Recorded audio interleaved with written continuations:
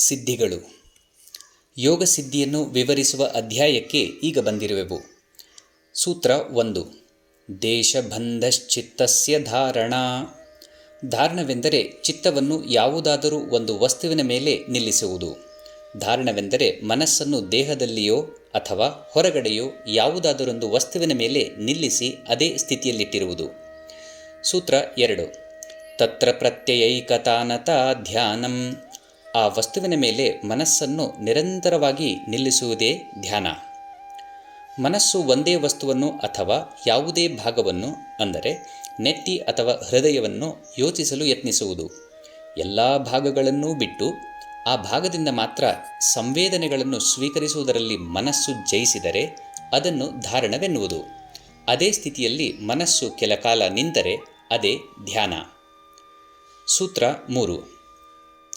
ತದೇವಾರ್ಥಮಾತ್ರ ನಿರ್ಭಾಸಂ ಸ್ವರೂಪಶೂನ್ಯಮಿವ ಸಮಾಧಿ.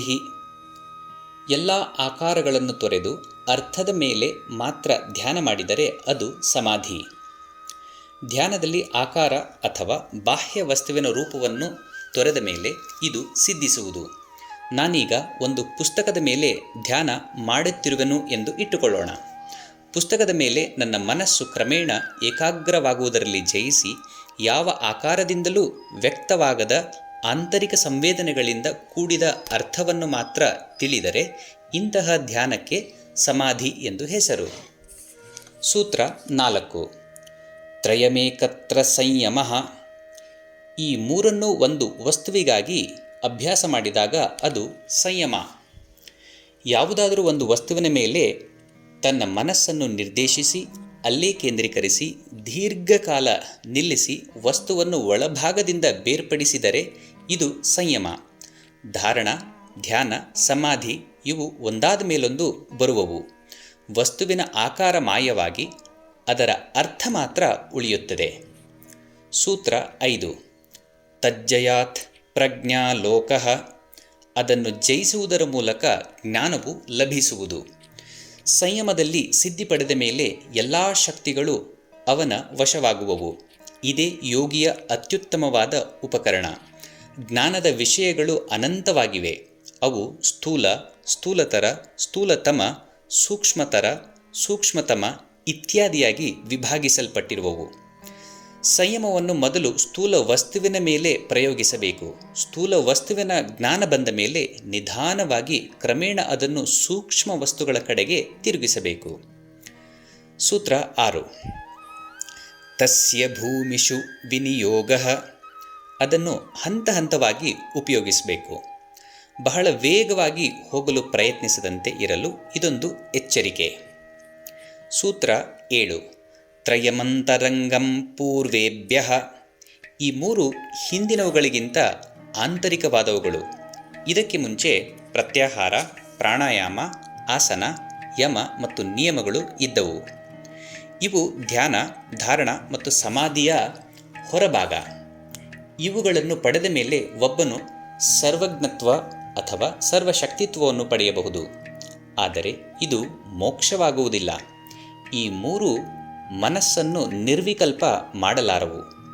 ಪುನಃ ದೇಹಕ್ಕೆ ಕಾರಣವಾದ ಬೀಜಗಳು ಉಳಿಯುವವು. ಯೋಗಿಯು ಹೇಳುವಂತೆ ಬೀಜವನ್ನು ಹುರಿದಾಗ ಮಾತ್ರ ಮುಂದೆ ಸಸಿಯಾಗುವ ಸ್ವಭಾವವನ್ನು ಕಳೆದುಕೊಳ್ಳುವುದು. ಈ ಸಿದ್ಧಿಗಳು ಬೀಜವನ್ನು ಹುರಿಯಲಾರವು. ಸೂತ್ರ 8. ತದಪಿ ಬಹಿರಂಗಂ ನಿರ್ಬೀಜಸ್ಯ. ಆದರೆ ಇವೂ ಕೂಡ ನಿರ್ಬೀಜ ಸಮಾಧಿಗೆ ಹೊರಗಿನವು. ನಿರ್ವಿಕಲ್ಪ ಸಮಾಧಿಯೊಂದಿಗೆ ಹೋಲಿಸಿ ನೋಡಿದರೆ ಇವುಗಳೂ ಕೂಡ ಹೊರಗಿನವು. ನಾವಿನ್ನೂ ಅತ್ಯುತ್ತಮವಾದ ಸಮಾಧಿಗೆ ಸೇರಿಲ್ಲ. ಇರುವುದು ಇನ್ನೂ ಕೆಳಗಿನ ಹಂತದಲ್ಲಿ. ಇಲ್ಲಿ ಜಗತ್ತು ನಾವು ನೋಡುವಂತೆಯೇ ಇನ್ನೂ ಇರುತ್ತದೆ. ಇಲ್ಲೇ ಈ ಸಿದ್ಧಿಗಳೆಲ್ಲ ಇರುವುದು. ಸೂತ್ರ 9. ವ್ಯುತ್ಥಾನ ನಿರೋಧ ಸಂಸ್ಕಾರಯೋರಭಿಭವ ಪ್ರಾದುರ್ಭಾವೋ ನಿರೋಧ ಕ್ಷಣಚಿತ್ತಾನ್ವಯೋ ನಿರೋಧ ಪರಿಣಾಮ. ಮನಸ್ಸಿನ ಚಂಚಲ ಸ್ಥಿತಿಯ ಸಂಸ್ಕಾರಗಳನ್ನು ನಿರೋಧಿಸುವುದರ ಮೂಲಕ ಮತ್ತು ನಿರೋಧ ಸಂಸ್ಕಾರಗಳು ಮನಸ್ಸಿನಲ್ಲಿ ಏಳುವುದರ ಮೂಲಕ ಮನಸ್ಸು ಈ ನಿರೋಧ ಕ್ಷಣದಲ್ಲಿದ್ದರೆ ಆ ಸ್ಥಿತಿಯನ್ನು ನಿರೋಧ ಪರಿಣಾಮ ಎಂದು ಕರೆಯುತ್ತಾರೆ. ಆದರೆ ಸಮಾಧಿಯ ಮೊದಲನೆಯ ಸ್ಥಿತಿಯಲ್ಲಿ ಮನಸ್ಸಿನ ವೃತ್ತಿಗಳು ನಿಗ್ರಹಿಸಲ್ಪಟ್ಟಿರುತ್ತವೆ. ಆದರೆ ಪೂರ್ಣವಾಗಿ ಅಲ್ಲ, ಏಕೆಂದರೆ ಅದು ಪೂರ್ಣವಾಗಿದ್ದರೆ ಅಲ್ಲಿ ವೃತ್ತಿಗಳೇ ಇರುತ್ತಿರಲಿಲ್ಲ. ಇಂದ್ರಿಯದ ಮೂಲಕ ಮನಸ್ಸನ್ನು ಹೊರಗೆ ಹೋಗದಂತೆ ಬಲತ್ಕರಿಸುವ ಒಂದು ವೃತ್ತಿ ಇದ್ದರೆ ಅದನ್ನು ಯೋಗಿಯು ನಿಗ್ರಹಿಸಲು ಪ್ರಯತ್ನಿಸಿದರೆ ಆ ನಿಗ್ರಹವೇ ಒಂದು ವೃತ್ತಿಯಾಗುವುದು. ಒಂದು ಅಲೆ ಮತ್ತೊಂದು ಅಲೆಯಿಂದ ತಡೆಯಲ್ಪಡುತ್ತದೆ. ಆದ ಕಾರಣ ಅಲೆಗಳೆಲ್ಲವೂ ಶಾಂತವಾದವು ಎಂದರೆ ಅದನ್ನು ಸಮಾಧಿ ಎಂದು ಹೇಳಲಾಗುವುದಿಲ್ಲ, ಏಕೆಂದರೆ ನಿಗ್ರಹವೇ ಒಂದು ಅಲೆಯಾಗಿರುವುದು. ಆದರೂ ಮನಸ್ಸು ಚಂಚಲವಾಗಿ ಮೇಲೆ ಬರುವುದಕ್ಕಿಂತ ಈ ಕೆಳಗಿನ ಸಮಾಧಿ ಮೇಲಿನ ಸಮಾಧಿಯ ಹತ್ತಿರದಲ್ಲಿದೆ. ಸೂತ್ರ 10. ತಸ್ಯ ಪ್ರಶಾಂತವಾಹಿತ ಸಂಸ್ಕಾರಾತ್. ಅಭ್ಯಾಸ ಬಲದಿಂದ ಅದರ ಪ್ರವಾಹ ಏಕಪ್ರಕಾರವಾಗುವುದು.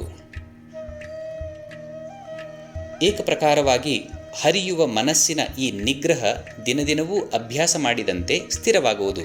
ಮನಸ್ಸಿಗೆ ಚಿರ ಏಕಾಗ್ರತೆಯ ಸ್ವಭಾವ ಬರುವುದು.